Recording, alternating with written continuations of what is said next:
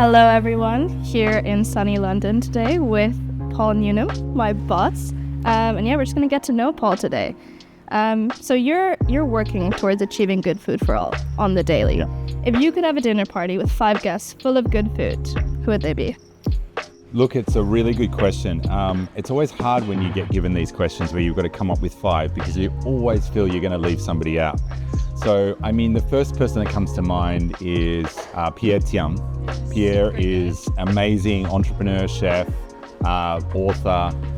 Why Pierre? Pierre is working with smallholder farmers to create solutions. He's got Yoleli Foods, which is a great company. He's talking about ingredients and driving them forward. I think Jose Andres would be really interesting because Jose is kind of disrupting the food security approach and the food feeding people approach. He's really trying to focus on the table and really how do you provide food with dignity in situations. And I think Jose's got very strong views, and so I would love to have him around the dinner table. Agnes Kalibata would be great because Agnes has been the agriculture minister in Rwanda. She's leading and the president of AGRA was involved in the UN Food System Summit. And so bringing in her unique perspective as somebody who's been at the decision-making table, but then also really trying to drive solutions for smallholder farmers, I think she'd be great to be in the room. But I think it would be interesting to have someone like Jacinta Ardern, who was the leader from New Zealand. A lot of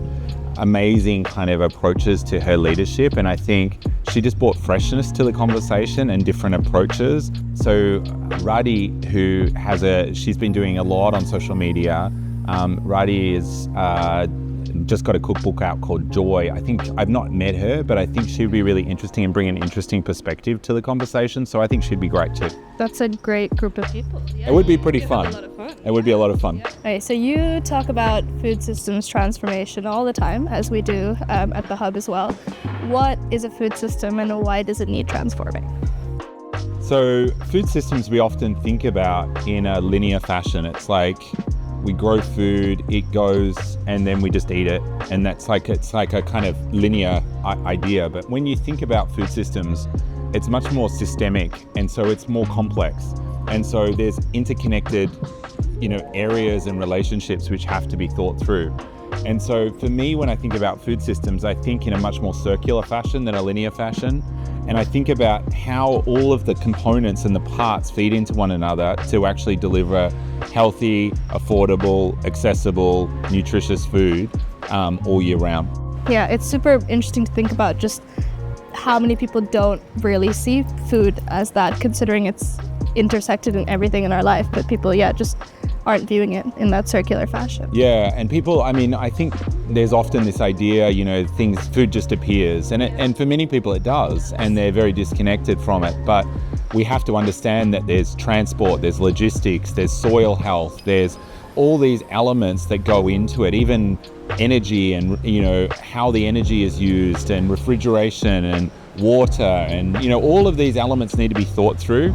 And so if we don't look at that, then I think we do ourselves a disservice. So I've heard you talk about the need for a global plan recently. What does that refer to, and sort of what are we asking, and from whom are we asking for it? So I would say the world needs to really go further and faster in the acceleration, and we need a holistic approach. We need to really look at how do we break the cycle of crises and transform our system in a more holistic way.